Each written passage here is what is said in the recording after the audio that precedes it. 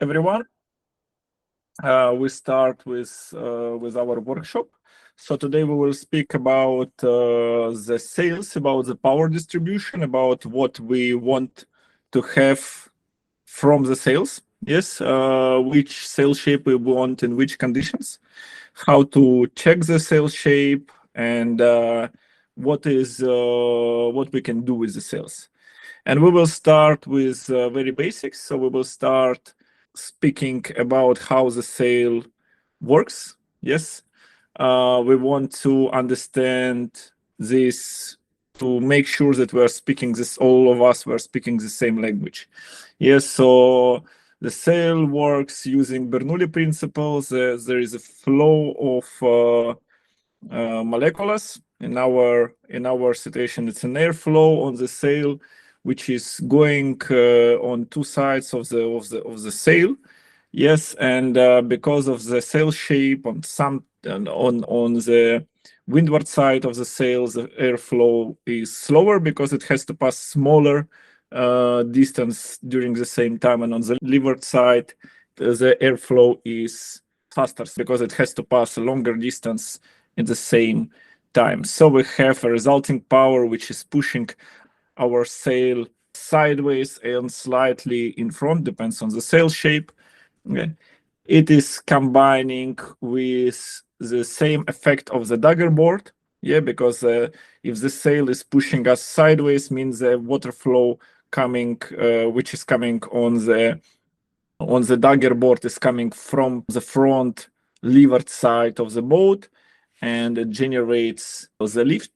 It generates the power which is pushing in opposite direction of the part of the force of the sail which pushes the boat sideways, and at the end we have some resulting power which is pushing the boat in front. Yeah, in two-dimension picture, the perfect combination when one point of sailing forces is equal to point of the water forces pushing to the hull. In reality, we have a 3D model. So for small boats, or let's say just we will simplify it, that for majority of the boats we are sailing, the point of sailing forces should stay on top on the vertical line with the point of sideways forces. Yeah, and any movement from one to another unbalance the boat and will rotate the boat. In reality, everything is a bit more complicated. We have to hike, so we have a righting moment, we have frontal drag generated by the hull or generated by the foil for the foiling boats. But for today, for today's meeting, it is just enough to understand that we normally say that the underwater part is static, and we're working with sail forces moving the point of sail forces for the forward or backwards or sideways, depends of what we want to get. Yeah. So coming to the sail, we have some main characteristics of the sail. The main characteristics of the sail is the chord length. The draft of the sail is measured as a percentage of the chord of the sail and the position of the draft. This is three main characteristics we have on any sail. How the draft vary? Draft vary from 16% for the super slow cruising boat, very old style, up to 6% for America's Cup boats and super fast and light boats. So this is a diapason of range of how do we which kind of sails we can use. As boats, as heavier and slower boat we have, as deeper the sails we are willing to have, as faster and lighter boat we have, as flatter sails we are willing to have. We also have aspect ratio. Yes, so this is a relative height of the sail to the relative length of the sail, and we have a twist, which is rotation of the upper part, the amount of rotation of the upper part of the sail relative to the boom, or diametral line of the boat, whatever you want to measure it from. So that's the basic characteristics of the sails. draft and draft position measuring in the percentage again, and the percentage of the chord length, the aspect ratio measured in relative length of the sides of the sail. Normally, higher aspect means that we have less drag generated by the sail for the same square area. This is an advantage of the sail, so you can have more power generated by the same sail area. But disadvantage of the high aspect sail is, of course, higher heeling moment, because the top part of the sail has higher leverage. Yes, and as well, it's much more difficult to control the top part of the sail on the long sail, because all the controls normally are in the bottom of the sail. Okay, how do we check the sail shape using kTool? Let's do it together. Okay, so we go to the sail shape analyzer. We load any image. Today I'm going to use mostly fin sails, just because I have a lot of them. So we see the blue lines in that case on the sail, and we just push at curve line, and we make we're trying to make as clear curve as we can using the dots. Yeah, then we push finish curve, and on the right top part we have some information about what do we have in this sail. So camber is actually a draft, is the depth in percentage of the chord. So here we have 12.1% depth in the middle part of this fin sail. Draft position is 46.5%. So for classics, for majority of the sails, the good percentage, the classic situation is when we have the draft position somewhere around 42 to 46% of the chord. Forward camber is actually the depth of the sail, the amount of draft in the first quarter of the sail, and aft camber is the amount of the draft in the last quarter of the sail. And twist is the twist is actually the position of the chord relative to the bottom line of the photo, because every time we're making a photo of the sail, we're trying to make it very constant. Yes, we always try to make the photos from the same position, and we normally put the camera in parallel with the boom. So this is how we are making it. What I can tell you about the sail, this sail is, in my opinion, for the fin, is slightly too deep. I'm used to 10.5% deep sails. That we can see that the forward camber and back camber are almost similar, just a bit more depth in the front means the sail is not made for high waves. Yes, it is more all-round sail, and twist and other characteristics which we can check.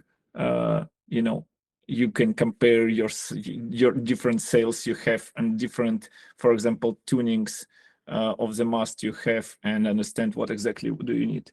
Let's check another sail. So remember, 12.1 camber, 46.5 draft position. This is enough for us. Let's check another sail, and let's try to see the difference, if there is some.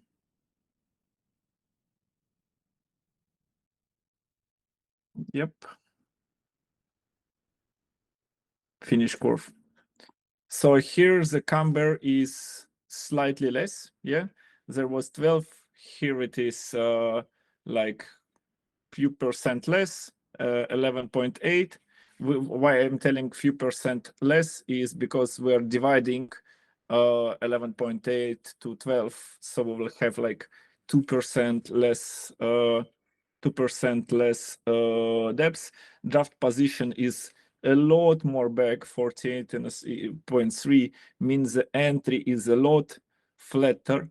Yes, forward camber is a lot flatter here, means it's more like lake flat water sail, and after camber is quite big.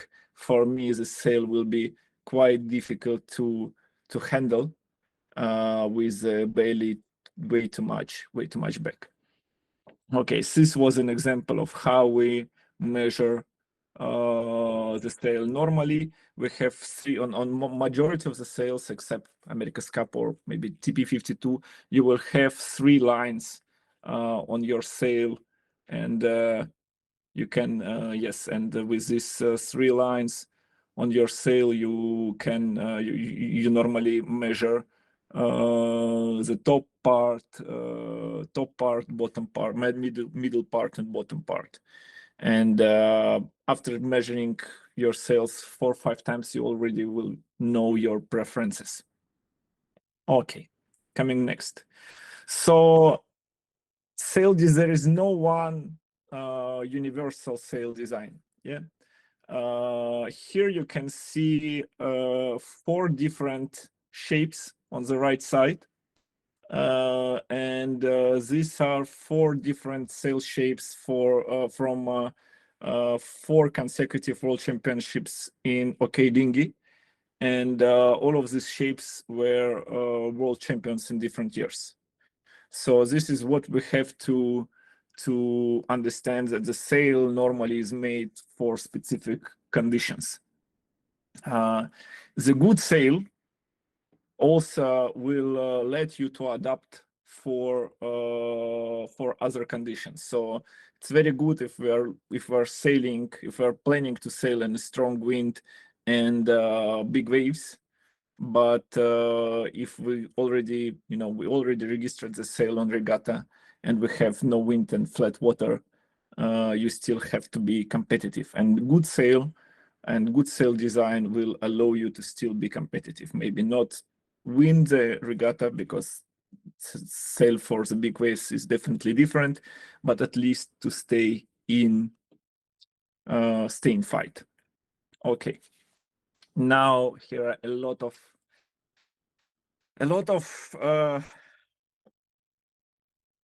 text. Yeah. So we actually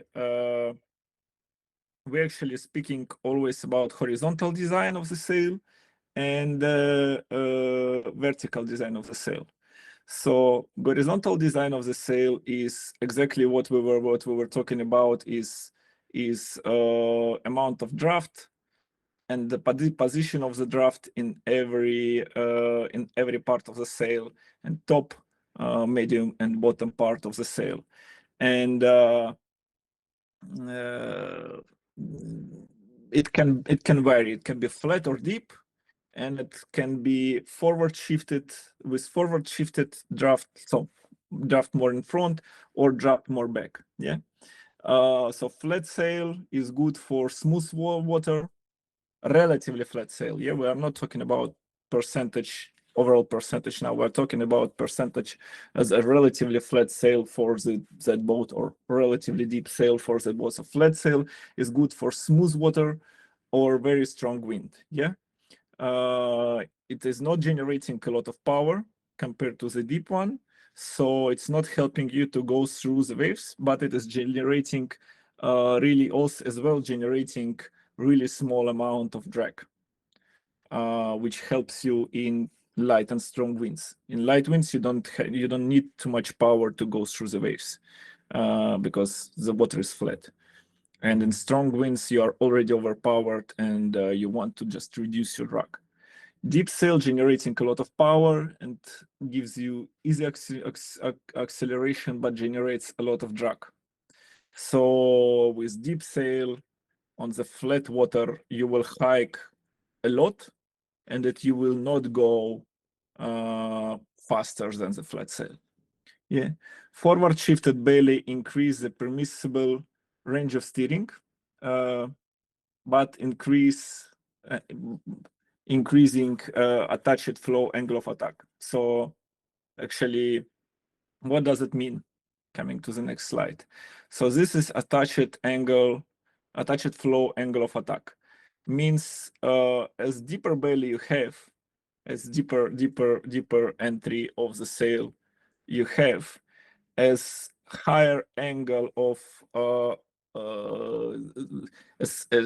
then with higher angle the apparent wind can come into the sail, but at the same time you are sacrificing a bit of absolute power and you are sacrificing a bit of angle to the wind.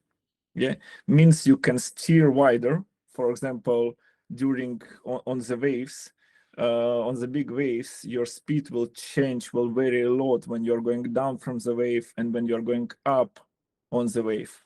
Yeah, and the apparent wind will always go sideways in front, sideways in front.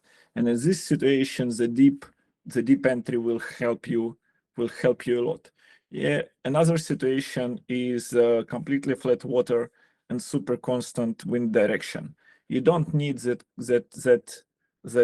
deep entry. Yeah, you will be happy with very flat entry because the apparent wind is generally constant, and with shifted back belly, you will be able just to go higher because you will have a bit more power. Shifted back means maybe exactly the 50%, the draft position on 50%. This is already way too far back. Okay, we have some adjustable wing characteristics. Yes, so as we already said, the sail shape is made. The basic sail shape can vary. It depends on the conditions, and it depends on how the sailmaker made the sail. But you still can change the angle of attack. You still can change the amount of drag. You still can change the position of the draft, and you still can change the twist. But you cannot move it a lot relative to the point which is made by sailmaker. So if your sail is made to not to be fast in these conditions, you cannot make it better. Yeah, all you can do is you can minimize your losses, and this is like very important to understand. So if you are not happy with your sail, you have to change the sail. Yeah. So now we are going to speak about rigging. First of all, I want to tell you about what we have here and general knowledge. So mast rake is actually alters the balance between the sail forces and sideways forces. Yes, so moving the mast, we can slightly move the whole the point backwards or more in front.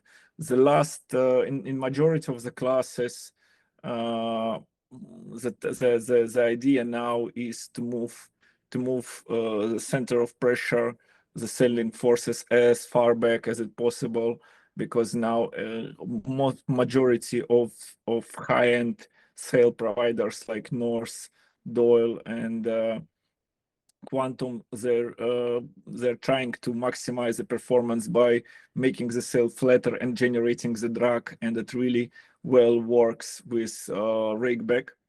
Yeah. Second thing what we can do with the rigging is we can bend the mast. We can bend the mast using the shrouds in different I mean, having different ideas about how we should use the mast. Generally, in a place where mast is bent, the sail's becoming flatter. Sometimes you want to bend the whole mast. Sometimes you want to bend just the bottom part of the mast or just the top part of the mast. So the top part of the mast we are bending using the backstay. Yeah, so the top part becoming flat, and the place with highest leverage, which generates the most sideways forces, which we have to hike, becoming flatter and less powerful. Yes, if we want to bend the middle part of the mast, we normally turn the shrouds, and in the spreaders are actually pushing the mast in front, and mast bends in the middle. If we want to bend the bottom part of the mast, we are first of all pushing a lot of wank, because when we're pushing the wank, the boom is actually pushing the mast forward at that place, and the mast is bending here as well. Sometimes we want to keep the bottom part. For example, if we have a lot of waves, we want to keep the bottom part of the mast relatively straight and powerful, yes, to have a bit deeper sail in the bottom. And at that case, we normally push the baby shrouds. We pull it more to keep the bottom part of the mast more straight, and that works for any part of the mast with any complicated romps or shroud system. There are some shrouds which are making this part of the mast stiffer, and some shrouds which are keeping this part of the mast, making this part of the mast bend more. They're making it softer. Yes. Forestay tension adjusts the depth of the jib and the curvature of the jib laugh. The more rigging adjustment options you have, the more precisely you can tune the sails, and as more complicated the sail tuning is. So, because I can see we have a lot of fin sailors here, I will show some pictures regarding the fin, and it maybe can also help some Resairo or any other single-handed boats without shrouds to realize if the sail works well or not really. So for these kind of boats where you have a channel in the mast, it's very, very important that your laugh curve fits your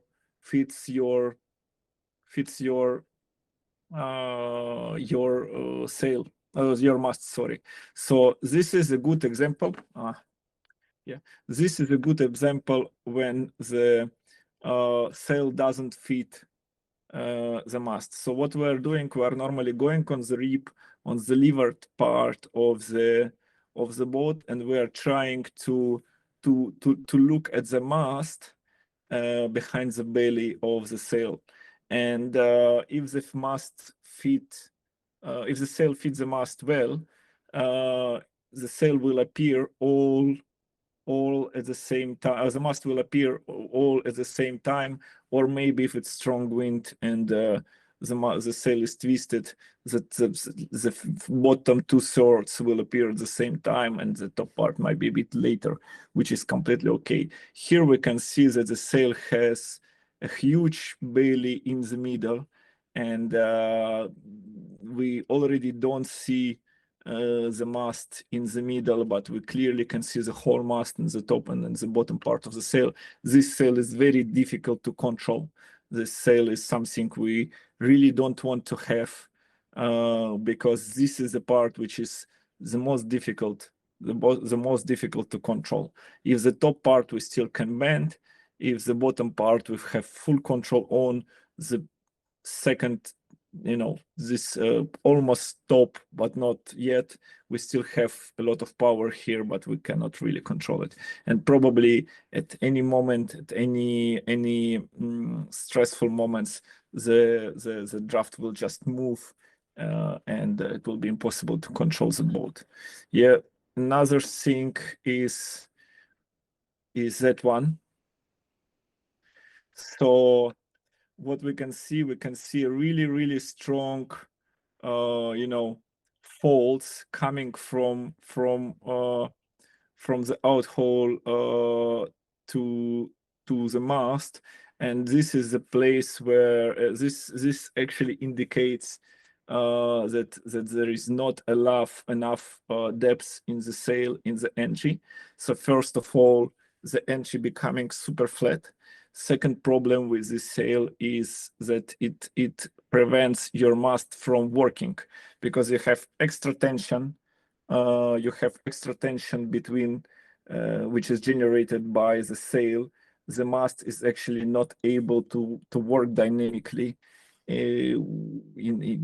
dynamically with the sail. So the mast will not bend and will not work in dynamic as you expect it to be. Generally, your mast is just stuck at that moment. And this is something quite often happens. So to change the love curve, that name's love curve, is relatively easy. Every time you buy a new sail, you have to make a photo video of the love curve, as I explained you before, and after you realize it's too deep or there is too much love curve or not enough, you can go to your local sail maker and remake it. Of course, only if your class rules allow you to do so. It works as well for any bigger boats, to be honest. Any questions regarding that?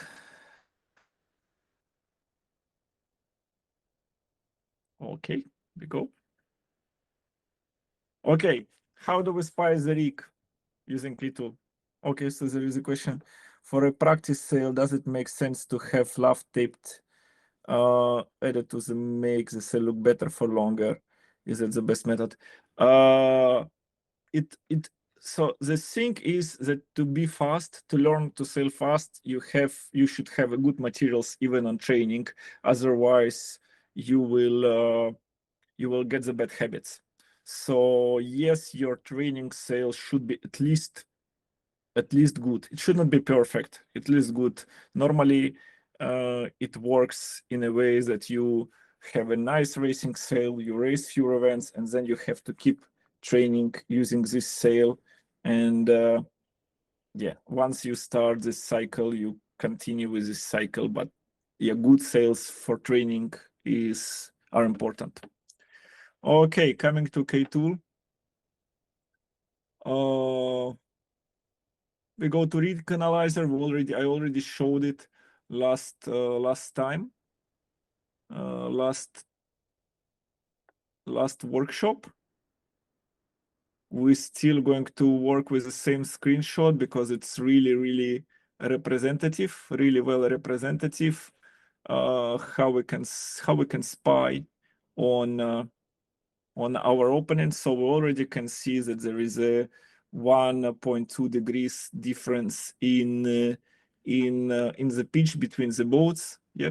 Then we draw perpendiculars from the foot of the mast, and we can add some lines to the top part of the mast and compare the rakes. There are not too many photos in internet where you can find the boats going like this, but this is a screenshot from one of my videos when I was spying.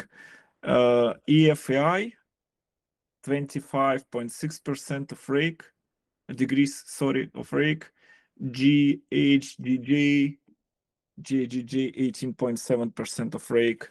We can do so we already have some idea about. We actually can measure also the boat behind.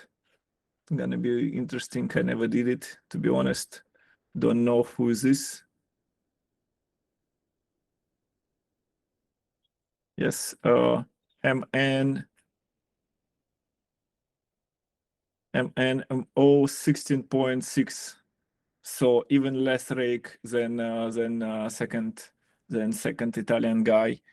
So this is how you can really easy get to know what's going on. Another thing we can also look at is we can decrease the thickness of the line, and we can try to figure out how the mast is bending. These are two switches, so the mast is actually going to bend more or less the same, but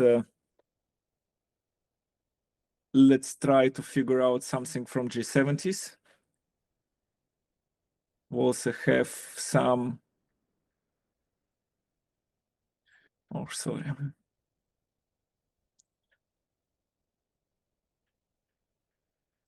So this is a photo from the last week J70 event, and actually J70s are also quite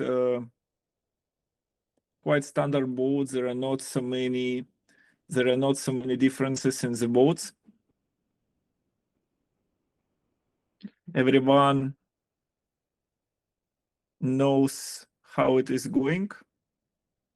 So a bit different, like 2 degrees difference, probably caused by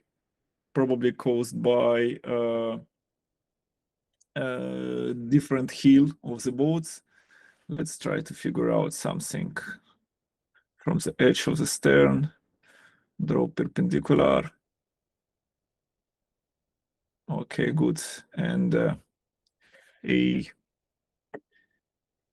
AC, there is no AC. Okay, and that line. So what I want to understand, I want to understand where exactly the boats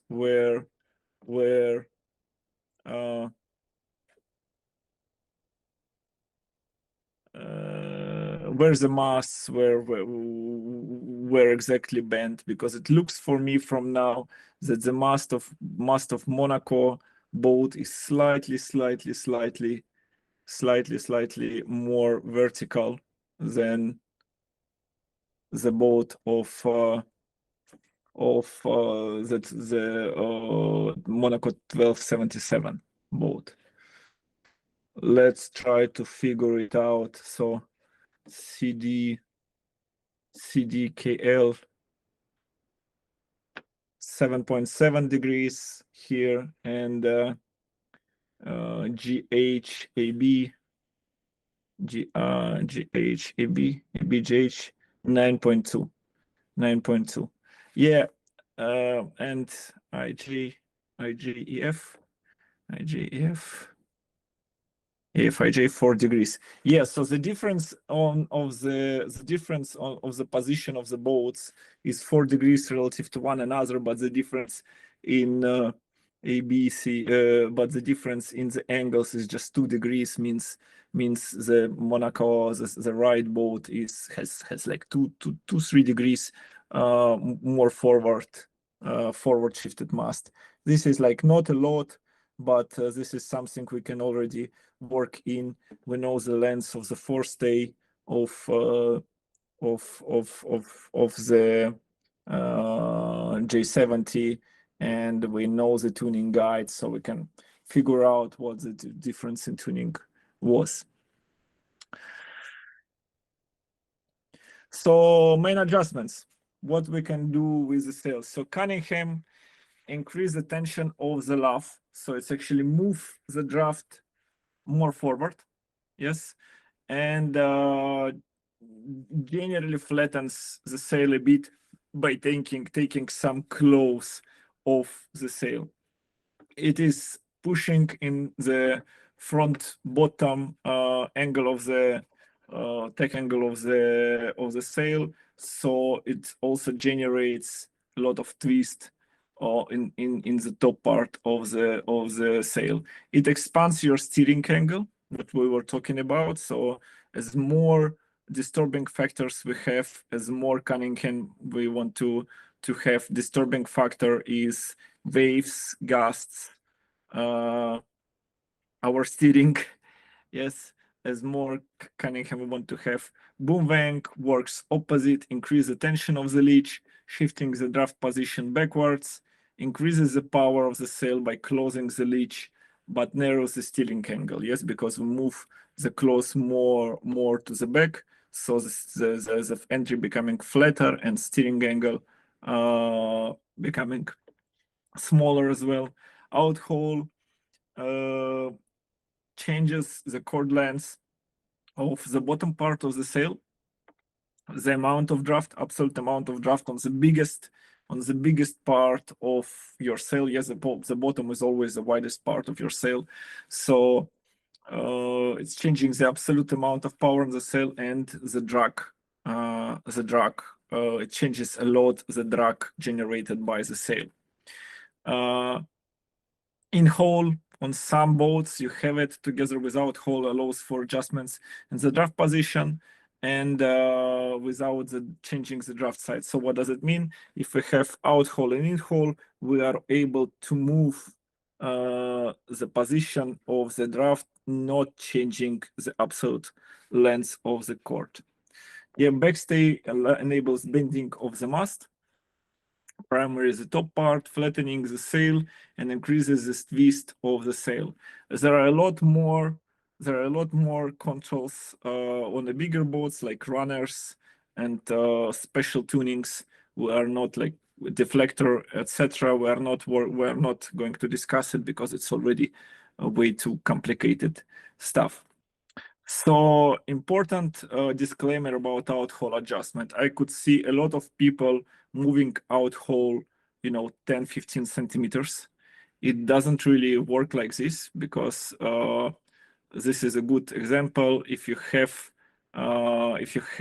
points A and B on the distance of 200 centimeters one from another 2 meters, yes, and you will put the rope between them with 20 centimeters, which will have 20 centimeters maximum distance to the AB line, which is 10% of the draft of our virtual sail, yes, and you will shorten it by 5 centimeters, 195, then the rope will already do rope 27.5 centimeters, which is 14.7%.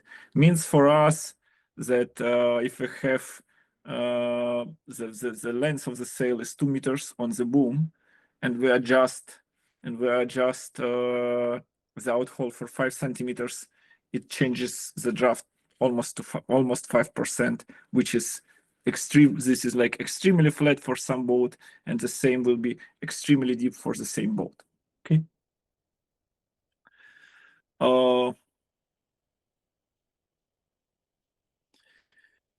Why am I speaking so much about the drag? Because there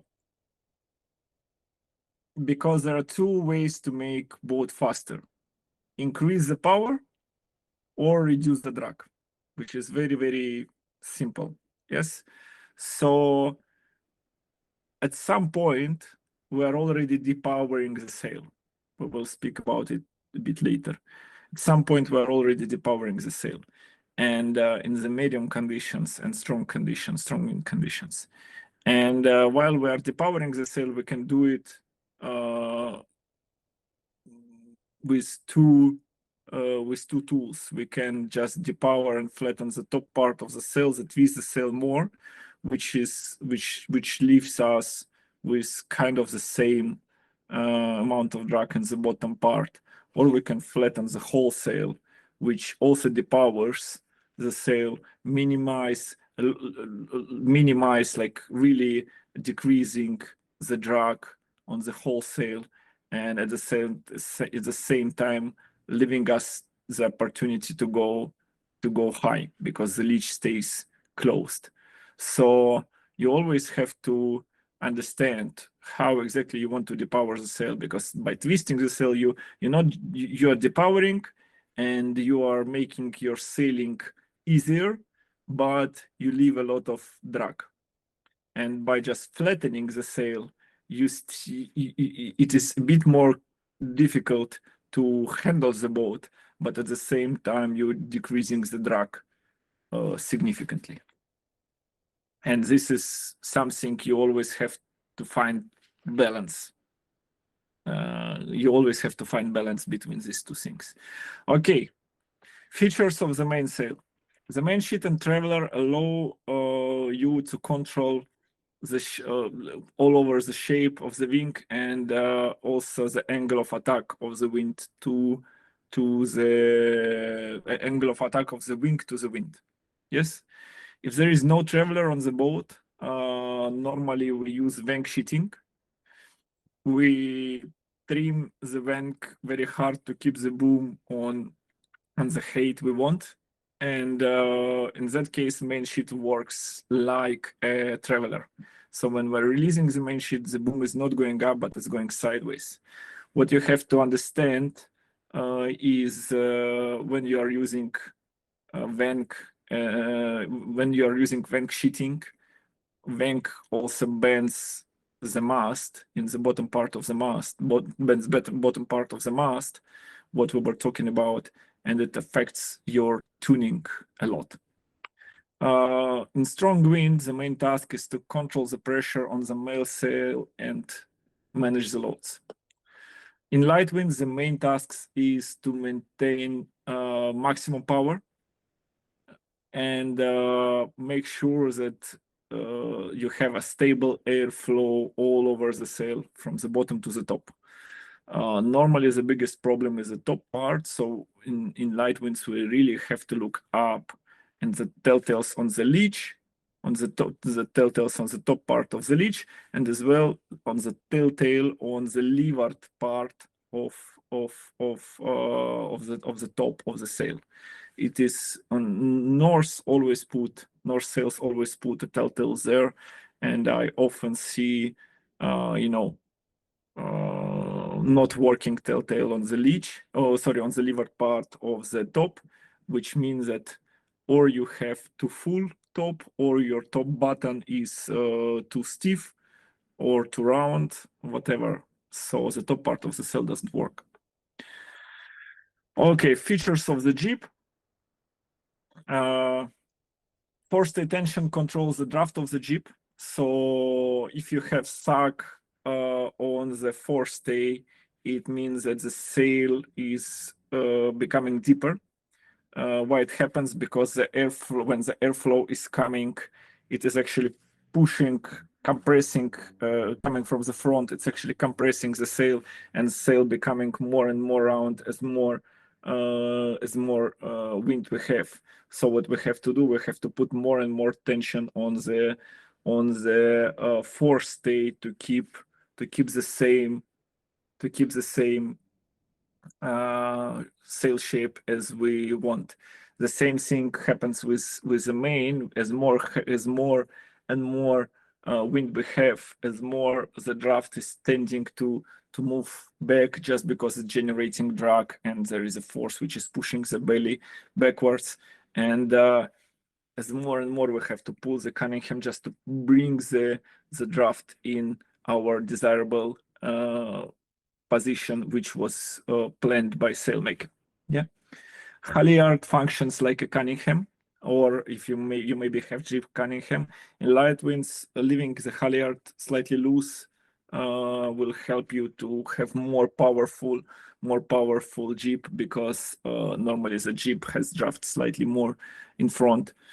And it will increase the sail power. The sharper the entry, the sharper the boat can, like, the more narrow entry, the sharper, the higher the boat can sail, and as narrower will be your steering angle. So it's more difficult for you will be to sail with the sail. Any change in forestay tension should be followed by adjusting of halyard tension. Yeah, because everything will, if you change one variable on this sail, everything else will change as well. Position of the jib car allow you to adjust the direction of the forces of the jib sheet. So it will allow you to close the leash and keep the depth in the sail if you move the jib car more forward, or make the sail flatter and twist the jib if you move the jib car more back. Okay, light wind tuning concept. Speed is critically important. So we always want to have speed first. Why? Because if we don't have speed, we don't have airflow on the center board, then we are not able to go high. So in super light winds, you have opportunity to stay high and drift, or to go low and fast, and at the end going high as well. Telltale should be parallel all along the length of the sail and on the leach of the mainsail. The upper windward telltale on the jib may flutter slightly. So for us, it's better to have slightly too open jib than slightly too close. It's crucial to control the top part of the mainsail. We aim to have powerful sails with flat entry, and we don't want to have a lot of twist. Yeah, the mast is predominantly straight. The forestay may sag slightly because we want a bit more power and in the sail. So if the forestay is slightly sagging, means the jib is full and powerful. Yes, jib halyard is loosened, the jib car is moved forward, and the boom wank holds the boom but doesn't tighten the leech excessively. So it's important that the boom is never going up. Yeah. Top buttons, if they're adjustable, they're slightly shortened to increase the twist potential and facilitate easier flow maintenance. So the top buttons are slightly eased, and main is easy. It's easy to flip from tech to tech, and it's easy to open, but it's still coming back after every pump of after every flick of the mainsail. Okay.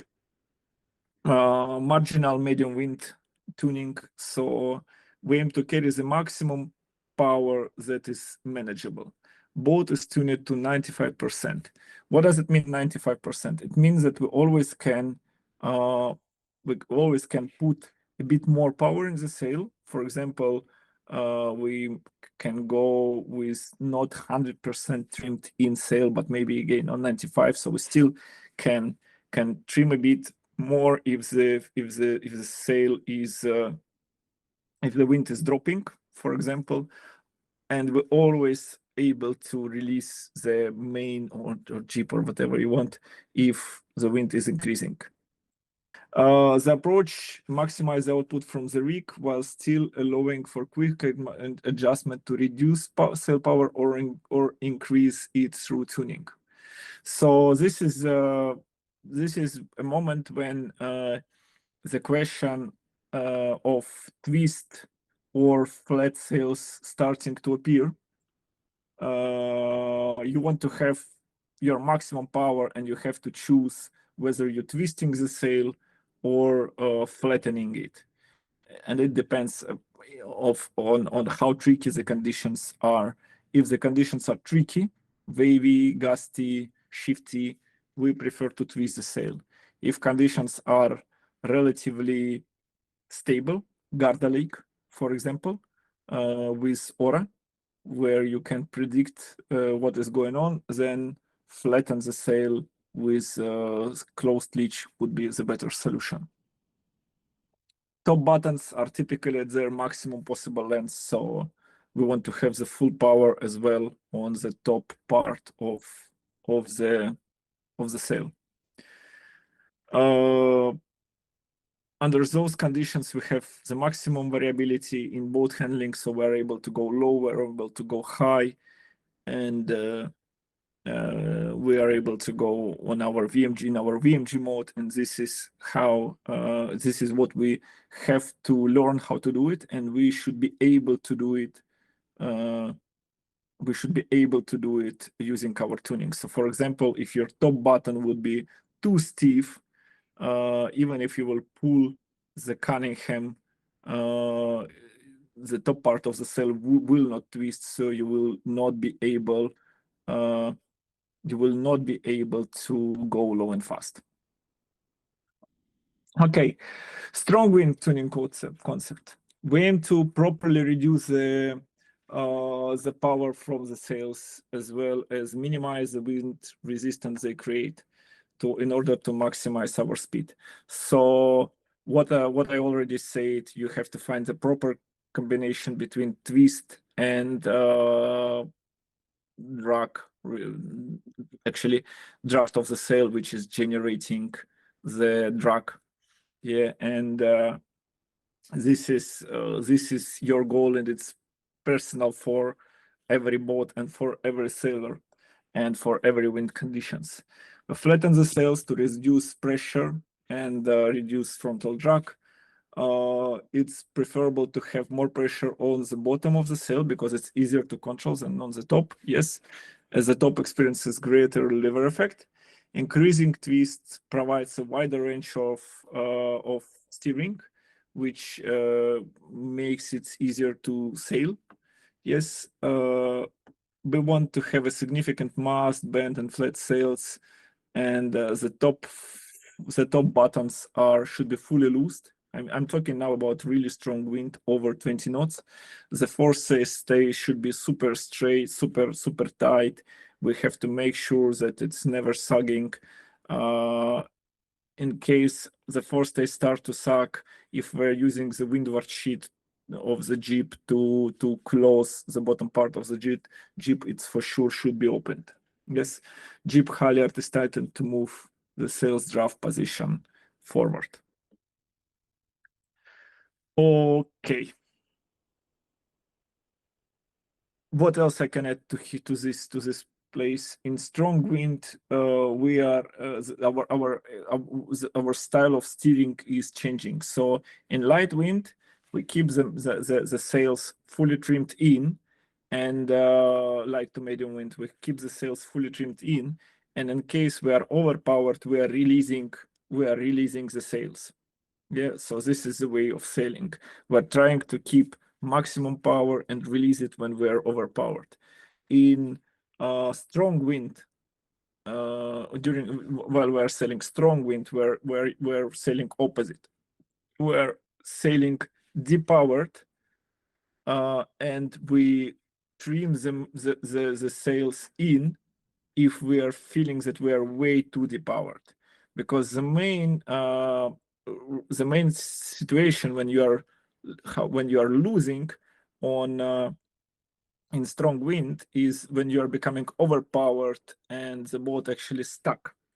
So we're trying to prevent this. We're always going, let's say, if we're talking about 420, 29er falling boats, falling boats, 29 and 49er, we are going on the edge of windward heel. We are going on the edge of having too much windward heel. So we're fully hiking, and if the boat is starting to heel too much to the windward, we trim the main more in to stabilize the boat. I think we actually finished. What I would really like to show you is I wanted to show you our new version of our program. It is completely web-based. It works. It looks like this now. When you can, we can add some files here. I'm not going to. Maybe I can show it to you. So yeah, it works. It works more or less like this. It still takes some time, so I will show you one of the already analyzed data sets. This is the data set I really like from Dongo. Yes, we can switch between track and tail, and we can look how the boats are moving here. We can see all the maneuvers like we can see in our standard version, in our beta version, which you can already download from the site, and straight lines and everything, and it will be available. It will be available for you quite soon, I hope. 1st of April, we already will have a present to my birthday.